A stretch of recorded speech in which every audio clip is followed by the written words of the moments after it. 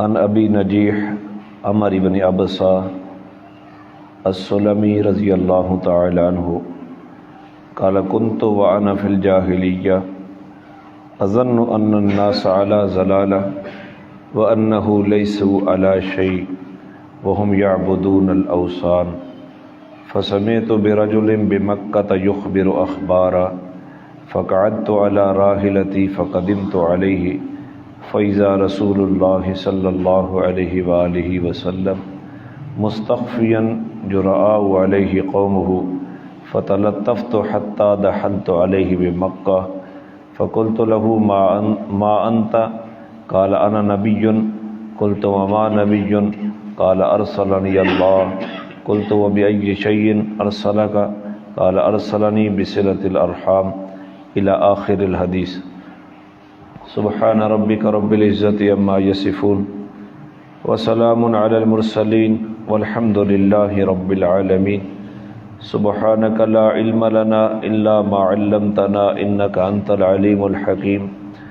رب اشرح لي صدري ويسر لي أمري واحلل عقدة من لساني يفقهوا قولي. رب يسر ولا تعسر وتممه بالخير وبك نستعين. اللهم انا نسألك علما نافعا ورزقا واسعا وعملا متقبلا. درود شریف پڑھ لیں. اللهم صل على سيدنا محمد وعلى آل سيدنا محمد افضل صلواتك بعدد معلوماتك وبارك وسلم. اللهم صل على محمد النبي الأمي وعلى آله وسلم تسلیما. یہ باب ہمارا چل رہا تھا امید کے متعلق.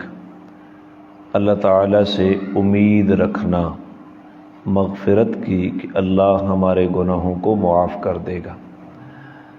تو یہاں ایک بات میں نے آپ کو پچھلے درس پہ بھی سمجھائی کہ جس آدمی کا پورے ذخیرہ احادیث کے اوپر جس کی نظر نہیں ہوتی تو وہ جو سامنے آتی ہے اسی کو لے لیتا ہے، اور جو سامنے نہیں ہوتی چونکہ اسے پتہ نہیں ہوتی تو وہ سامنے نہ ہونے کی وجہ سے وہ ایک طرف اس کا جھکاؤ ہو جاتا ہے.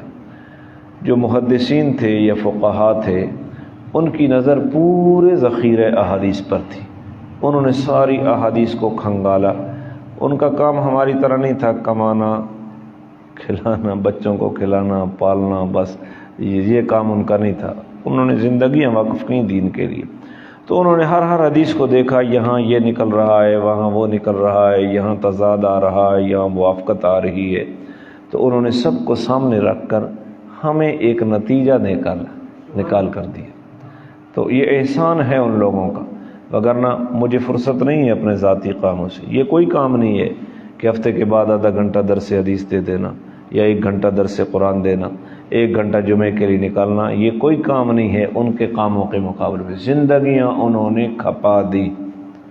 روٹی کا سوکھا ٹکڑا کھایا، 24 گھنٹے میں احادیث لکھتے رہے. احادیث، نہ ورق تھا، نہ قلم تھا، نہ سیاہی تھی، نہ پریس تھا، کوئی مواصلاتی نظام نہیں تھا.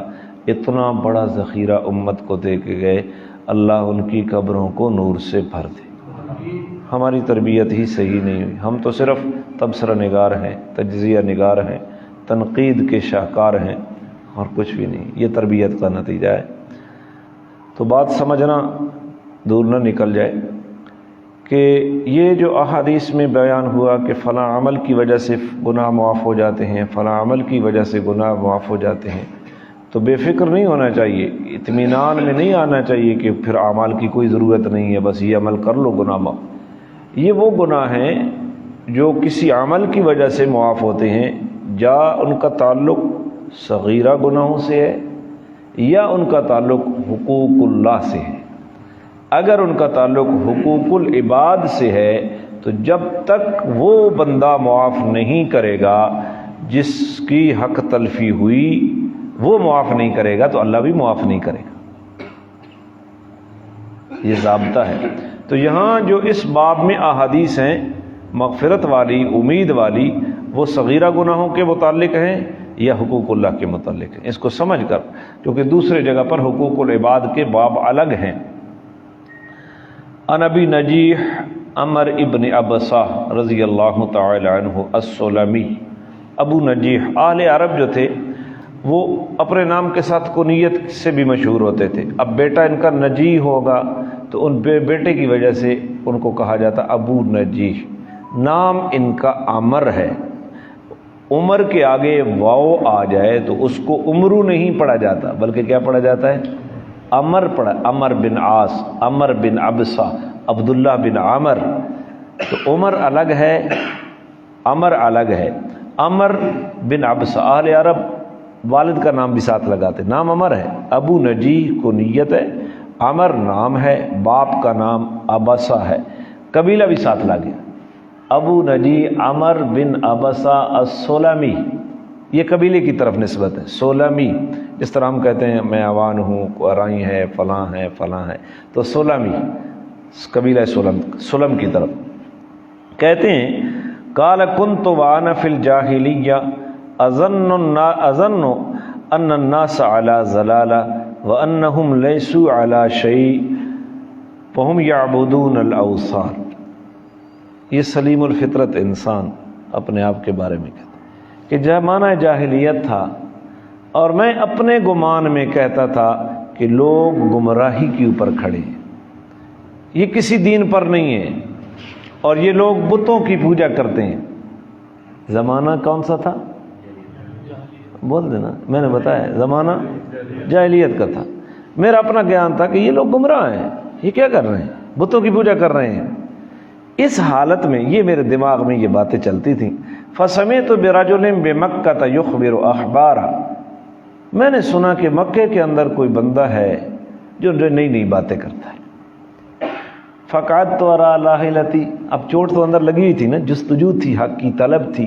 فقعدت وراء راحلتی فقدمت علیہ، میں اپنی سواری کے اوپر بیٹھا اور میں اس بندے کے پاس آ گیا، مکے میں آ گیا۔ فإذا رسول اللہ صلی اللہ علیہ وسلم مستخفیا جراء علیہ قوم، تو میں اس حالت میں پہنچا کہ رسول اللہ، وہ بندہ حضور تھے نا، رسول اللہ صلی اللہ علیہ وسلم چھپ کر اپنی تبلیغ کرتے اور آپ کی قوم آپ کے اوپر جری تھی، طاقتور تھی، لہذا آپ چھپ کر تبلیغ کرتے۔ فتلطفت حتی دخلت علیہ بمکہ، بس میں نے کوئی خفیہ تدبیر کی، چھپ چھپ کر میں حضور کے پاس مکے میں داخل ہو گیا، حضور کے پاس مکہ میں چھپ کر، میں بس میرا مشن تھا ملنا ہے اس بندے کو، تو میں نے خفیہ تدبیر کر کے، لوگ ہی بڑے ڈاڈے، لوگوں سے چھپ کے حضور کو ملا۔ فقلت له ما انت، میں نے پوچھا آپ کیا ہیں، آپ کون ہیں؟ حضور سے پوچھا۔ قال انا نبی، حضور نے مجھے فرمایا کہ میں نبی ہوں۔ قلت وما نبی، میں نے پوچھا نبی کیا ہوتا ہے، نبی کون ہے؟ قال ارسلنی اللہ، تو حضور نے مجھے جواب میں فرمایا مجھے اللہ نے بھیجا ہے، مجھے۔ قلت وبأي شيء ارسلک، میں نے پھر سوال کیا کیا چیز دے کر آپ کو اللہ نے بھیجا ہے؟ قال ارسلنی بصلة الارحام، حضور نے مجھے جواب دیا کہ مجھے اللہ نے بھیجا ہے صلہ رحمی دے کر، کہ رشتہ داروں کے ساتھ اچھائی کرو۔ آج یہ تصور مٹتا جا رہا ہے، آج دوستوں کے ساتھ اچھائی کا تصور موجود ہے، اور وہ بھی کسی نہ کسی غرض کے ساتھ وابستہ ہے، بے لوث وہ بھی نہیں ہے، آپ اس کی تہہ میں جائیں، لیکن رشتہ داروں کو تو لوگ دھکے ہی دیتے، نہ ان کے ساتھ بولنا ٹھیک، نہ ان کے ساتھ حسن سلوک ہے، بلکہ رشتہ داروں کو تو کوئی سمجھ، ہر آدمی کہتا ہے پتہ نہیں کیا نہ کیا جملے بولتا ہے، اللہ معاف کرے، جو زیب نہیں دیتا ایسی جگہ کے اوپر کہ میں وہ بول کر دکھاؤں آپ کو۔ تو حضور نے فرمایا مجھے صلہ رحمی دے کر بھیجا گیا ہے، وکسر الاوثان، بتوں کو توڑنے کے لیے بھیجا گیا ہے، وَأَن يُوَحِّدَ اللَّهَ لَا يُشْرِكُ بِهِ شَيْئًا، اور یہ پیغام دے کر بھیجا گیا ہے کہ میں اللہ کو وحدہ لا شریک سمجھوں اور لوگوں کو وحدہ لا شریک سمجھاؤں، کہ اللہ اپنی ذات میں بھی اکیلا ہے، اپنی صفات میں بھی اکیلا ہے، اپنی عبادت میں بھی کیا ہے، اس کے علاوہ کسی کے، یہ میں صلہ رحمی اور کسر اوثان وحد۔ قلت فمن معك على هذا، پھر میں نے اگلی بات کی کہ اس مشن پر، اس پیغام پر آپ کے ساتھ کون ہے؟ اور اب جاؤ نا ذرا تصور میں کہ کس طرح میں حضور کے پاس پہنچا، پہلے دماغ میں کیا کھٹکی کہ میرے ذہن میں آتا تھا یہ گمراہ لوگ ہیں، اس حالت میں میں چھپ کر اپنے مشن کے اوپر حضور ملنا چاہیے اس بندے کو. تو حضور نے مجھے یہ بات بتائی. تو میں نے پوچھا کہ آپ کے ساتھ اور کون ہے؟ قال حر و عبد. تو حضور نے کہا ایک آزاد اور ایک غلام میرے ساتھ ہے. ومعه یومئذ ابو بکر و بلال. اس وقت حضور کے ساتھ ابو بکر تھے اور بلال رضی اللہ عنہما میں نے بتایا. اب دونوں کو شامل کر دیا نا، بلال کو بھی اور ابو بکر کو بھی، تو کیا کہہ دیا؟ رضی اللہ عنہما. ایک ہوتا تو عنہ، اور زیادہ ہیں جس طرح ہم کہتے ہیں صحابہ کرام رضی اللہ عنہم، پھر اجمعین بڑھا دو تو سب کا تذکرہ آ گیا. تو ابو بکر اور بلال. قلت انی متبعک. تو میں نے کہا کہ میں بھی آپ کا تابعدار ہوں. کیا کہا؟ میں بھی آپ کا تابعدار ہوں. جو آپ کہہ رہے ہیں نا، میرے دماغ نے بھی اس کو مان لیا، تو میں نے آپ کے تابع. قال انک لن تستطیع ذلک یومک ھذا. حضور نے فرمایا تجھے طاقت نہیں ہے اس مشن کی، اس موقف پر ڈٹ کے کھڑے ہونے کی. ابھی تجھے طاقت، یہ تو پردیسی ہیں، تے وقت ساڑی قوم دا حال بھی ویکھنا پیا، تے وقت ساڑے کول بیٹھے ہوں تو حال ہی تیرا بڑا برا ہو سی. تو نہیں طاقت رکھتا ہے اس کی. الا ترى حالی و حال الناس. کیا تو نہیں دیکھتا میرا حال اور ان لوگوں کا حال؟ تو آیا ہے مکے میں، کس طریقے سے مجھ سے پہنچا ہے، چپ کے ملا ہے مجھے، ہمارا حال نہیں دیکھ رہے ہو. لہذا جی ابھی تجھے طاقت نہیں ہے. ٹھیک ہے، تیرا اسلام میں نے قبول کر لیا. ولکن ارجع الی اہلک. واقعہ بھی سمجھ آ رہا ہے؟ لوٹ جا اپنے شہر میں، جدھر سے آیا ہے ادھر چلا جا، اپنے اسلام کو چھپا. فَإِذَا سَمِعْتَ بِي قَدْ ظَهَرْتُ فَأْتِنِي. جب تو یہ سنے کہ میرا غلبہ ہو گیا ہے اس وقت میرے پاس آنا. جب تو سنے مجھے غلبہ مل گیا ہے تو میرے یہاں رک کر میں نے ایک چیز بتا دی. اب وہ بندہ مسلمان ہو گیا نا، مسلمان ہو گیا نا. اور حضور کی کیا پوزیشن تھی مکے میں؟ کمزور یا طاقتور؟ کمزور تھی. تو کمزور آدمیوں کو تو بندے چاہیے ہوتے ہیں، بندے چاہیے ہوتے ہیں نا. تو ظاہری تقاضا تو یہ تھا کہ اس کو بھی وہاں رکھتے کہ ہماری پروٹیکشن کا سامان تو بنتا، ہماری حفاظت کا سامان. لیکن حضور نے فرمایا تو واپس چلا جا. یہاں سے ایک بات پتہ چلتی ہے کہ جب داعی حق کمزور ہو اور باطل طاقتور ہو تو اس وقت ایک مذہبی لیڈر، مذہبی داعی اپنی افرادی قوت کو بچا کر رکھتا ہے. اپنی افرادی قوت کو، ہاں، اپنے کارکنوں کو آگ میں نہیں دھونکتا. لیڈر اسے کہتے ہیں جو کارکنوں کو بچاتا ہے. حضور نے فرمایا یہاں تو رہو گے تو مر جاؤ گے. ہم کہتے ہیں نا ہم گردنیں کٹا دیں گے. او بھائی مشن سلامت، سر سلامت ہو، مشن سلامت ہے. مشن کو پہنچائے گا کون؟ ہاں ایک بات آتی ہے گردن کٹانے سے کم نہ ہو تو پھر گردن بھی کٹائی جاتی ہے، لیکن جان بچانا بھی تو ہے نا. مشن کو کون آگے پھیلائے گا؟ لہذا حضور نے اپنا کارکن کو بچایا. جا چلا جا. دوسری بات جہاں اس حدیث سے یہ پتہ چلتی ہے، جو بھی دین کا داعی ہے اور اسے یقین ہے کہ جو دعوت میں لے کر جا رہا ہوں وہ دعوت حق ہے، اسے نا امید نہیں ہونا چاہیے. اسے اس جذبے سے کام کرنا چاہیے، اس یقین سے کام کرنا چاہیے کہ ایک دن انشاءاللہ میرے مشن کا غلبہ ہوگا. میرے مشن کا یہی تو حضور فرما رہے ہیں کہ اب چلا جا، اپنی قوت بچائی. اور کہا جب تو سنے کہ مجھے غلبہ مل گیا ہے تو میرے پاس آ جا.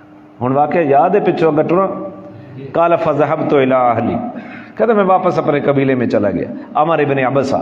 وقدم رسول اللہ صلی اللہ علیہ وسلم مدینہ. اور حضور بھی مدینے میں آ گئے. 13 سال بعد حضور بھی کہاں آ گئے؟ مدینے میں. وکنت فی اہلی. میں اپنے گھر میں تھا. فجعلت اتخبر الاخبار. لیکن اس عرصے میں حضور کا پوچھتا رہتا تھا. ہاں میں برابر فکری طور پر ٹچ رہا آتے جاتے سے کہ کہاں گئے، مشن کہاں پہنچا، بات کہاں پہنچی. واسأل الناس حین قدم المدینہ. جب آپ مدینہ میں آئے تو میں لوگوں سے پوچھتا، جو لوگ مدینہ میں آتے تو میں پوچھتا ان سے. حتی قدم نفر من اہل المدینہ. یہاں تک کہ میرے خاندان، میرے گھر کے لوگ مدینہ میں آئے. فقلت له، مدینہ سے آئے، یہ مدینہ گئے اور واپس آئے، ما فعل هذا الرجل الذي قدم المدینہ، اس بندے کا کیا حال ہے جو مدینے میں آیا ہے، یعنی ہجرت کر کے۔ فقالوا الناس الیہ سراع، تو انہیں میرے گھر والوں نے بتایا کہ لوگ اس کی طرف دوڑ دوڑ کر آ رہے ہیں۔ وقد اراد قومہ قتلہ، حالانکہ اس کی اپنی قوم نے اس کے قتل کا ارادہ کیا تھا۔ مدینے میں آئے تو لوگ جوک در جوک آپ کی بات سننے آنے، فلم تستطيعوا ذلك، ان کو قتل کی طاقت نہ ہو سکی۔ فقدمت المدینہ، کہتے ہیں میں بھی مدینے میں آ گیا، میں بھی مدینے میں آ گیا۔ فدخلت علیہ، میں حضور کے پاس داخل ہوا۔ فقلت یا رسول اللہ اتعرفنی، تو میں نے عرض کیا سامنے آتے ہی، اب تو سال ہو گئے نا، کئی سال ہو گئے، یا رسول اللہ مجھے پہچانتے ہیں؟ قال نعم انت الذی لقیتنی بمکہ، حضور نے فرمایا ہاں میں پہچانتا ہوں، تو وہی ہے نا جو مجھے مکہ میں آ کر ملا تھا۔ تو اپنے کارکنوں کو پہچاننا یہ بھی قیادت کی، یہ قیادت کی قابلیت کی علامت ہوتی ہے۔ کارکن کہاں، قیادت کہاں؟ کارکن ہاتھ ملانا چاہتا ہے، قیادت ہاتھ ملانے سے بھی، ہاں جی میں کئی پیر جڑا سال تو بعد زیارت کرے وہ بھی باہر ہو پائے، ایک سارا نفسیاتی دباؤ ہے تاکہ ہمارے کردار کا گند سامنے نہ آئے۔ جو بندہ صاحب کردار ہوتا ہے وہ اپنے کارکنوں سے ملتا ہے، اسے کوئی ڈر نہیں ہوتا کہ میرے کردار میں جھوٹ نہیں ہے، میرے کردار میں گند نہیں ہے، کارکنوں میں بیٹھوں تو مجھے کوئی خطرہ نہیں ہے۔ چھپتا وہی ہے کارکنوں سے جس کا کردار ٹھیک نہیں ہوتا اور وہ اپنے نفسیاتی دباؤ کے تحت لوگوں سے ملتا نہیں ہے کہ بھائی لوگ تو مجھے پارسا تب ہی سمجھیں گے کہ جب سال میں ایک دفعہ زیارت ہونی ہے تو لوگ اکثر بڑا پہنچے ہوئے، یہ سارے نفسیاتی چکر ہیں۔ تو حضور نے میں پہچان گیا تجھے جب تو مکہ میں مجھے ملے تھا۔ فقلت یا رسول اللہ اخبرنی عما علمک اللہ اجہلہ، داؤد سنا، تو میں نے عرض کیا یا رسول اللہ مجھے بتاؤ ان چیزوں کے بارے میں جو اللہ نے آپ کو بتائی ہیں، یعنی آپ کو جو علم ملا ہے مجھے وہ علم منتقل کرو، اور میں اس سے ناواقف ہوں، میں جاہل ہوں، مجھے علم کی بتاؤ۔ اخبرنی عن الصلاۃ، مجھے نماز کے بارے میں بتاؤ۔ قال صلی صلاۃ الصبح، حضور نے فرمایا صبح کی نماز پڑھ۔ ثم اقصر عن الصلاۃ حتى ترتفع الشمس قید رمح فإنها تطلع حين تطلع بين قرن الشیطان وحينئذ يسجد لها الكفار، صبح کی نماز پڑھ پھر رک جا نماز سے یہاں تک کہ سورج طلوع ہو جائے، بلند ہو جائے نیزے کے بقدر۔ یہ آج کل تو فلکیات کا نظام ہے، آج کل تو آپ نقشے کو دیکھ لیں تو آپ کو سمجھ آ جائے گا کہ اشراق کا وقت کس وقت ہے۔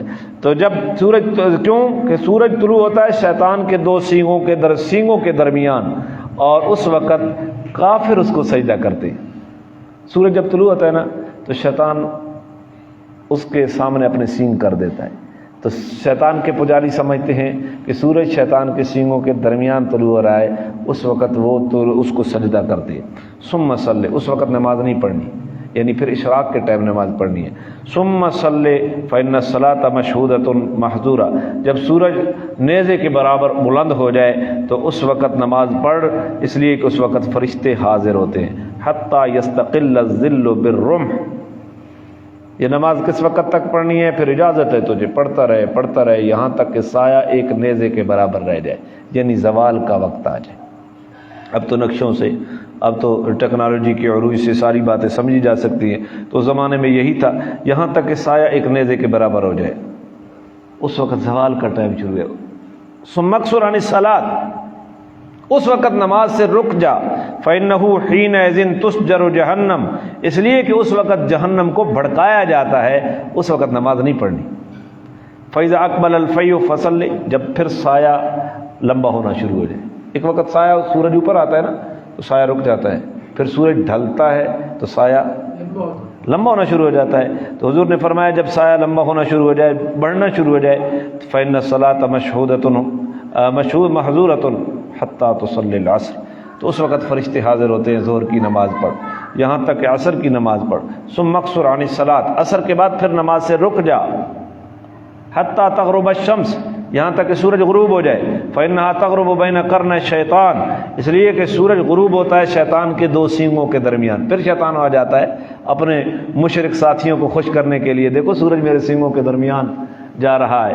تو وحینئذ یسجد لها الکفار، عین غروب کے وقت کافر اس شیطان کو سجدہ کرتے ہیں، اس لیے تو نے اس وقت نماز نہیں پڑھنی۔ قال قلت یا نبی اللہ، تو یہ نماز کا طریقہ حضور نے مجھے بتایا، تو پھر میں نے عرض کی یا نبی اللہ فالوضو وحدثنی عنہ، وضو کے بارے میں مجھے بتائیں۔ فقال ما منکم رجل یقرب وضوءہ، کوئی آدمی اپنے وضو اپنے وضو کے برتن کو قریب کرے۔ اب ایک بات سمجھنا، یہ عربی بڑی وسیع زبان ہے۔ ایک ہے وضو، جائیں بچوں جاؤ چھٹی ہے آپ کو،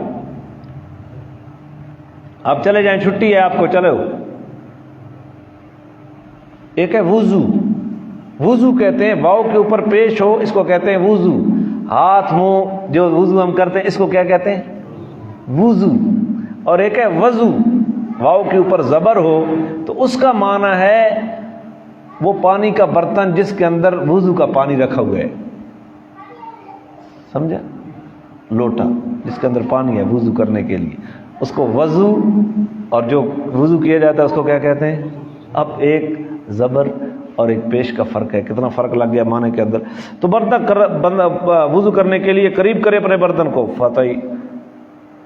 فیتمزمز، کلی کرے، ویستنشق، فیستنثر، ناک میں پانی ڈالے اور ناک کو صاف کرے، الا حرت خطایا وجہہ وفیہ وخشیامہ، جو جتنے گناہ اس کے چہرے کے ناک سے ہوئے تھے یا منہ کے اندر سے ہوئے تھے وہ دھل جاتے ہیں وہ اس پانی سے۔ یہ بات یاد رکھنا، یہ کون سے گناہ ہیں؟ یا صغیرہ یا وہ جن کا تعلق اللہ کے حق سے تھا۔ بندوں کو گالی دی، جب تک بندے سے معاف نہیں کروائے گا کلی سے وہ گناہ معاف نہیں ہوگا۔ بندے کے اوپر بہتان لگایا، اس کی حق تلفی کی، تو یہ معاف نہیں ہوگا جب تک وہ بندہ معاف نہیں کرے گا، یہ بات یاد رکھنا۔ الا خرت حطایا وجهه ثم اذا غسل وجهه كما امره الله، پھر اس کے بعد جب چہرہ دھوئے جس طرح اللہ نے چہرہ دھونے کا حکم دیا ہے اس طرح دھوئے۔ الا حرت حطایا وجهه من اطراف لحيته مع الماء، اس کے داڑھی کے کناروں سے جو پانی گر رہا ہے اس کے ساتھ چہرے سے جو گناہ صادر ہوئی ہے وہ گر جائیں گے۔ ثم يغسل يديه الى المرفقين، پھر اپنے ہاتھوں کو کونیوں تک دھوئے۔ الا حرت حطایا یدیہ من اناملہ مع الماء، تو اس کے یہ جو بازو والے گناہ ہیں یہ انگلیوں سے جو پانی گر رہا ہے وہاں سے وہ دھل جائیں گے۔ ثم یمسح رأسہ، پھر سر کو مسح کرے۔ الا حرت حطایا رأسہ من اطراف شعرہ من الماء، تو سر سے کی ہوئے گناہ جو ہیں وہ بالوں کے کناروں سے پانی کے ذریعے گر جائیں گے۔ ثم یغسل قدمیہ الی القابین، پھر ٹخنوں سمیت پاؤں کو دے۔ الا خرت حطایا رجلیہ من اناملہ مع الماء، تو پاؤں کی انگلیوں سے پانی جو بہہ رہا ہے اس سے پاؤں کے گناہ دھل جائیں۔ فإن هو قام فصلى، پھر اس کے بعد کھڑا ہو نماز پڑھے۔ فحمد اللہ تعالی، نماز میں اللہ کی حمد کرے۔ وثنى علیہ، اللہ کی تعریف کرے۔ ومجدہ بالذی هو له اعل، اور اس کی اس بزرگی کو بیان کرے جس بزرگی کا وہ اہل ہے۔ وفرغ قلبہ للہ تعالی، اور اپنے دل کو اللہ کے لیے فارغ کرے۔ کس کے لیے؟ نماز میں اس دل میں کاروبار نہ ہو، دوست نہ ہو، مارکا نہ ہو، گیم نہ ہو، اس دل میں اس کو کس کے لیے فارغ کر دے؟ ایک تو ہے اور ایک اللہ ہے۔ جب اس نماز سے اس طرح فارغ ہوتا ہے، اِلَّا انصَرَفَ مِنْ خَطِيئَتِهِ كَهَيْئَةِ يَوْمَ وَلَدَتْهُ أُمُّهُ، تو وہ گناہوں سے اس طرح پاک ہو کر نماز سے فارغ ہوتا ہے جس طرح اس کو جس دن اس کی ماں نے جنم دیا تھا یہ گناہوں سے معصوم پیدا ہوا ہے۔ اس نماز کا سلام پھیرتے ہوئے اس کے گناہ اس طرح ختم ہو چکے ہوں گے۔ یہ وہ گناہ ہے جو میں نے آپ کو بتائے، حقوق اللہ والے یا، لیکن نماز اسی ہوئے نا، اسی جلے نماز نے تے نا تے سارا کاروبار بھلوئیں شیئیں ساری اتھائی یاد آوے۔ فحدث عمر بن عبسہ بهذا الحدیث ابا امامہ صاحب رسول اللہ صلی اللہ علیہ وآلہ وسلم، حضرت عمر بن عبسہ نے بڑھاپے میں یہ حدیث حضرت ابو امامہ کو جو حضور کے صحابی ہیں ان کو یہ بتائی کہ حضور نے مجھے یوں کہا۔ فقال له ابو امامہ، تو ان کو ابو امامہ نے کہا جواب میں، یا عمر بن عبسہ، اے عمر بن عبسہ، انظر ما تقول، ذرا خیال تو کر کیا کہہ رہا ہے تو،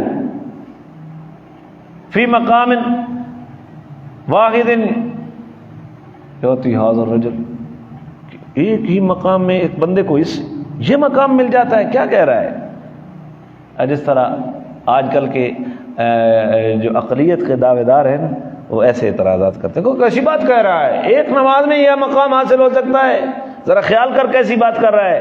فقال عمر، تو عمر ابن ابسہ نے جواب میں کہا یا ابا امامہ، اے ابو امامہ، لقد کبرت سنی، میری عمر بڑی ہو گئی ہے، ورق عظمی، میری ہڈیاں کمزور ہو گئی ہیں، وقت رب اجلی، میری موت کا وقت قریب آ گیا ہے، وما بھی حاجتنا نقذب علی اللہ تعالی ولا علی رسول اللہ صلی اللہ علیہ وسلم، مجھے کوئی ضرورت نہیں ہے کہ میں اللہ پر جھوٹ باندھوں یا اللہ کے رسول کے اوپر جھوٹ باندھوں۔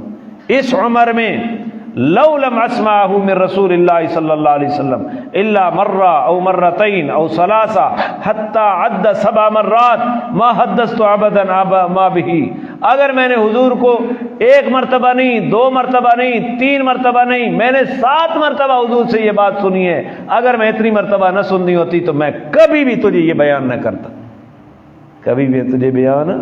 کتنی مضبوط حدیث ہے، وَلَكِنِّي سَمِعْتُهُ أَكْثَرَ مِنْ ذَلِكَ، میں نے تو اس سے بھی زیادہ حضور سے یہ بات سنی ہے۔ تو بھائی اللہ کتنا غفور و رحیم ہے کہ بندہ اس انداز میں وضو کرے اور اس انداز میں نماز پڑھے تو اللہ چھوٹے موٹے گناہ تو اسی نماز سے، ایک نماز سے ہی کیا کر دیتے ہیں، معاف کر دیتے ہیں۔ تو یہ وہ بات ہے، تو اللہ ہمیں بھی ایسی نماز نصیب فرمائے۔ پیچھے گزرا نا، اس صحابی سے غلطی ہو گئی تو آگے یا رسول اللہ میرے اوپر سزا جاری کریں، تو حضور خاموش ہو گئے، پھر حضور نے نماز پڑھائی، اس نے بھی پیچھے نماز پڑھی، وہ جماعت کے بعد وہیں کھڑا ہو گیا، یا رسول اللہ میں سے گناہ ہو گیا ہے، میرے اوپر سزا جاری کریں۔ حضور نے فرمایا بھائی تے میرے نال نماز نہیں پڑھی، میرے پیچھے نماز پڑھنے کی برکت سے اللہ نے تیرے گناہ کو معاف کر دیا۔ تو بھائی نیک اعمال کو نہیں چھوڑنا چاہیے، نیک اعمال گناہوں کو مٹانے کا ذریعہ ہیں۔ اللہ میں توفیق عطا فرمائے۔ ابو موسیٰ اشعری رضی اللہ تعالیٰ عنہ نبی پاک سے روایت کرتے ہیں اذا اراد اللہ تعالی رحمت امت قبض نبیها قبلها فجعلہ لها فرطا وسلفا بین یدیہا، کہ جب اللہ کسی امت پر رحم کرنے کا، رحمت کرنے کا ارادہ کرتا ہے تو اس کے نبی کو پہلے وفات دیتے ہیں، نبی پہلے فوت ہوتا ہے اور امت بعد میں۔ کیوں؟ تاکہ نبی آگے جا کر اس امت کے لیے آگے کا بندوبست کرے، آگو پنڈال تیار کرے، جی میں سے جلسے دی تیاری کرے نا، آگے کا سامان نبی پہلے جاتا ہے امت، تاکہ نبی سفارش کے لیے پہلے بیٹھا ہو۔ وَإِذَا أَرَادَ اللَّهُ ہلاکت امہ، جب اللہ کسی امت کی ہلاکت کا ارادہ کرتے ہیں عذبها، اس امت کو عذاب دے دیتے ہیں، وَنَبِيُّهَا حَيٌّ، نبی زندہ ہوتا ہے، نبی کی زندگی میں اس امت کو کیا دے دیتے ہیں، فَأَهْلَكَهَا وَهُوَ حَيٌّ يَنظُرُ، اس کو ہلاک کر دیتا ہے اور نبی اس کو دیکھ رہا ہوتا ہے زندگی کی حالت میں۔ فَأَقَرَّ عَيْنَهُ بِهَلَاكِهَا حِينَ كَذَّبُوهُ وَعَصَوْا أَمْرَهُ، اور نبی کی آنکھوں کو اللہ ٹھنڈا کرتے ہیں ان کو عذاب کو دے کر، نبی زندہ ہوتا ہے۔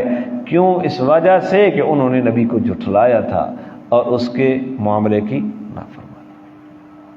جہاں محدثین نے لکھا ہے یہ حدیث بشارت ہے صحابہ کے حق میں کہ نبی چلا گیا اور صحابہ بھی باقی تھے، حضور کے بعد ابو بکر خلیفہ بنا، پھر عمر بنا، پھر عثمان بنا، پھر سیدنا علی بنے، پھر حضرت حسن بنے، اس کے بعد حضرت، یہ تو صحابہ کا دور تھا۔